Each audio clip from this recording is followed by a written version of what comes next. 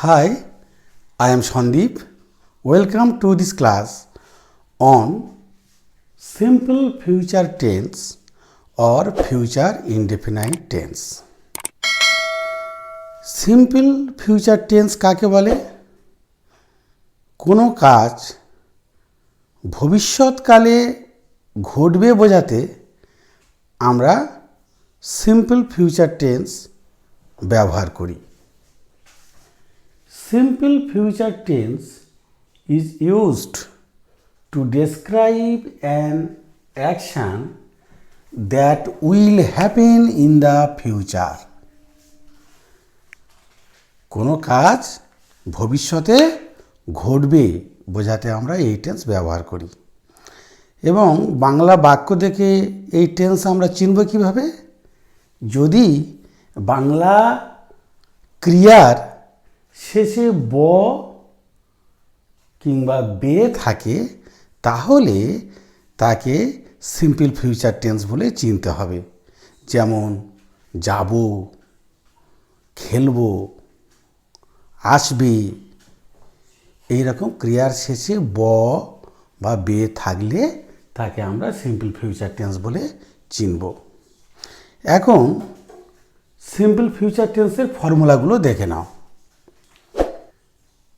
Positive statement বা হ্যাঁবাচক বাক্য হলে সাবজেক্ট, তারপর শ্যাল বা উইল, তারপর ভার্বের ফার্স্ট ফর্ম। নেগেটিভ স্টেটমেন্ট বা নাবাচক বাক্য হলে তখন একটা নট আমাদের ব্যবহার করতে হবে শ্যাল বা উইলের পরে। তাহলে কি হবে? সাবজেক্ট, তারপর শ্যাল বা উইল, তারপর নট, তারপর ভার্বের ফার্স্ট ফর্ম। আর পজিটিভ কোশ্চেন হলে, হ্যাঁবাচক প্রশ্ন হলে কি হবে? এই শ্যাল বা উইলটাকে আমার সাবজেক্টের আগে আনতে হবে। অর্থাৎ কি হবে? শ্যাল বা উইল, তারপর সাবজেক্ট, তারপর first form of the verb. আর নেগেটিভ কোশ্চেন বা নাবাচক প্রশ্ন হলে সাবজেক্টের পর একটা নট ব্যবহার করতে হবে। তাহলে সেক্ষেত্রে ফর্মুলাটা কি হচ্ছে? শ্যাল বা উইল, তারপর সাবজেক্ট, তারপর নট, তারপর first form of the verb. এখন আমরা এক্সাম্পল দেখি। তাহলে প্রথমে সাবজেক্ট, তারপর শ্যাল বা উইল, তারপর ভার্বের ফার্স্ট ফর্ম। দেখো, আই শ্যাল ডু ইট, আমি এটা করব, ব আছে। উই শ্যাল ডু ইট, আমরা এটা করব, ব আছে। ইউ উইল ডু ইট, তুমি এটা করবে বা তোমরা এটা করবে। He or she will do it, সে এটা করবে, বে উচ্চারণ হচ্ছে। দে উইল ডু ইট, তারা এটা করবে। তাহলে কোথায় শ্যাল আর কোথায় উইল ব্যবহার হয়? সাবজেক্ট যদি ফার্স্ট পারসন হয় তাহলে শ্যাল ব্যবহার হবে এবং সাবজেক্ট যদি সেকেন্ড পারসন আর থার্ড পারসন হয় তাহলে আমরা উইল ব্যবহার করব। অর্থাৎ একটা জিনিস মনে রাখবে, আই আর উই হলে শ্যাল ব্যবহার করব আর বাকি সব জায়গায় উইল ব্যবহার করব। তবে এ প্রসঙ্গে একটা কথা বলে রাখি, মডার্ন গ্রামারে এই সিম্পল ফিউচার টেন্সে শ্যালের ব্যবহার এক্ষেত্রে হয় না বললে চলে। সমস্ত ক্ষেত্রে উইল ব্যবহার করা সাধারণত হয়। তার কারণ এক্ষেত্রে শ্যালের ব্যবহারটা খুব ফর্মাল, অফিসিয়াল বা খুব ওল্ড ফ্যাশন লাগে।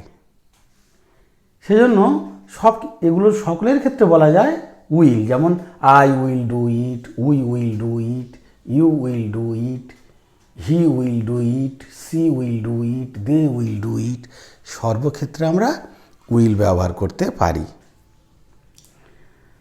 যাই হোক, এরপর নেগেটিভ স্টেটমেন্ট যদি করি এই সেন্টেন্সগুলোকে, তাহলে শ্যাল এবং উইলের পর একটা নট বসালে হবে। তাহলে এক্ষেত্রে আমি এই শ্যালের পর একটা নট আর উইলের পর একটা নট বসিয়ে দিলাম, তাহলে সমস্ত বাক্যগুলো নেগেটিভ হয়ে গেল। কীরকম? I shall not do it, আমি এটা করব না। We shall not do it, আমরা এটা করব না। You will not do it, তুমি এটা করবে না বা তোমরা এটা করবে না। He or she will not do it, সে এটা করবে না। They will not do it, তারা এটা করবে না। তাহলে এভাবে আমরা নেগেটিভ সেন্টেন্স তৈরি করতে পারি। এইবার যদি পজিটিভ কোশ্চেন করি তাহলে কি হবে? এই শ্যাল বা উইলটা আমাদের সাবজেক্টের আগে নিয়ে চলে আসতে হবে। অর্থাৎ আই শ্যাল ছিল, হবে শ্যাল আই। অর্থাৎ এই শ্যাল বা উইলটাকে এখান থেকে তুলে সাবজেক্টের আগে নিয়ে আসতে হবে। সাবজেক্টের আগে নিয়ে আসলাম, শ্যাল বা উইল এখানে নিয়ে এলাম। তাহলে আমাদের এটা পজিটিভ কোশ্চেন হয়ে গেল এবং শেষে কি হবে? কোশ্চেন মার্ক হবে। তাহলে কি হলো? শ্যাল আই ডু ইট, আমি কি এটা করব? শ্যাল উই ডু ইট, আমরা কি এটা করব? উইল ইউ ডু ইট, তুমি কি এটা করবে বা তোমরা কি এটা করবে? উইল হি ডু ইট বা উইল সি ডু ইট, সে কি এটা করবে? উইল দে ডু ইট, তারা কি এটা করবে? এই প্রশ্নগুলোকে আমরা ডব্লিউএইচ কোশ্চেনে পরিণত করতে পারি। এদের আগে একটা যদি ডব্লিউএইচ ওয়ার্ড বা কোশ্চেন ওয়ার্ড আমরা বসিয়ে দিই। ধরো এখানে আমি একটা কোশ্চেন ওয়ার্ড দিলাম, when. When,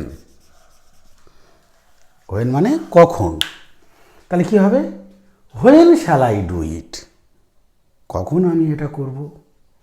when shall we do it, কখন আমরা এটা করব। When will you do it, কখন তুমি এটা করবে, কখন তোমরা এটা করবে, এই রকম।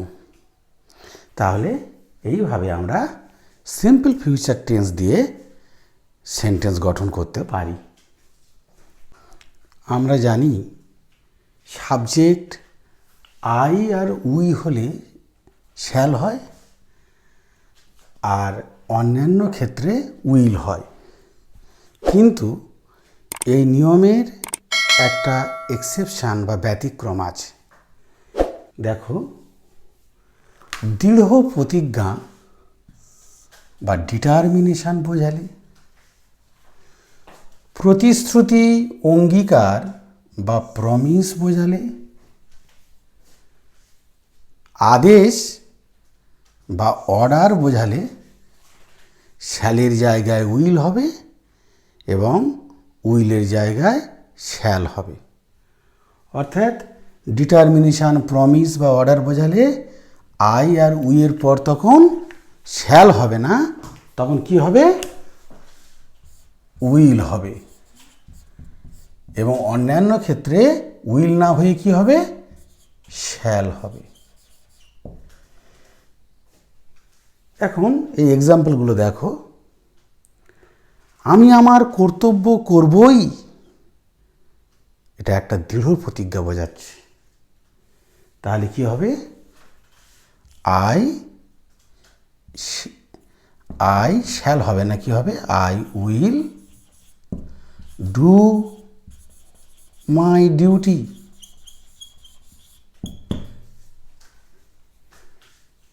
I will do my duty, এটা ডিটারমিনেশন হয়ে যাচ্ছে। আমরা তোমাকে এই কলমটি দেব, এটা প্রমিস বা প্রতিশ্রুতি বোঝাচ্ছে। তাহলে কী হবে?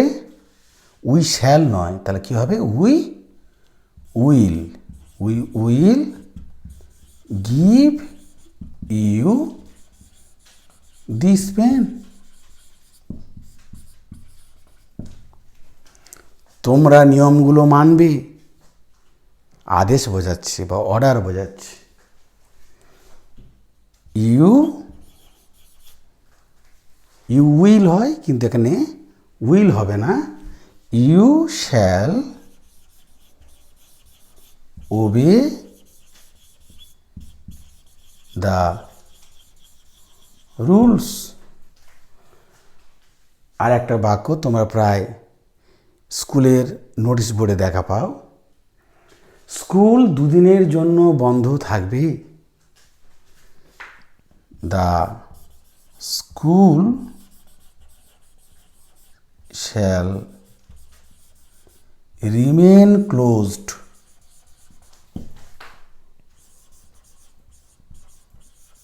For 2 days।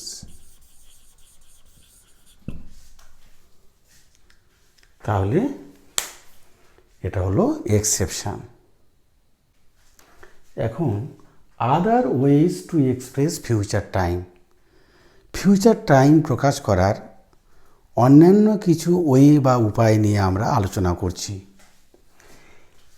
ইন্টেনশান, অভিপ্রায় বা ডিসিশান বা সিদ্ধান্ত বোঝাতে আমরা এই এক্সপ্রেশনটা ব্যবহার করি, বি গোয়িং টু, তারপর first form of the verb.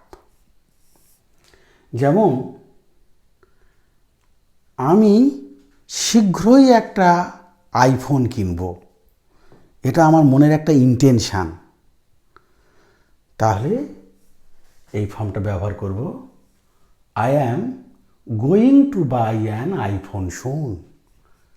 দেখো অ্যাম বিভাগ, তারপর গোয়িং টু, তারপর first form of the verb. আরেকটা দেখো, সে তোমার সঙ্গে আগামীকাল দেখা করবে, বা সে তোমার সঙ্গে আগামীকাল দেখা করতে চলেছে। তার মানে সে যে দেখা করবে, এটা সে ডিসিশান সে নিয়েছে, সিদ্ধান্ত বোঝাচ্ছে। কী হবে? She is going to meet you tomorrow.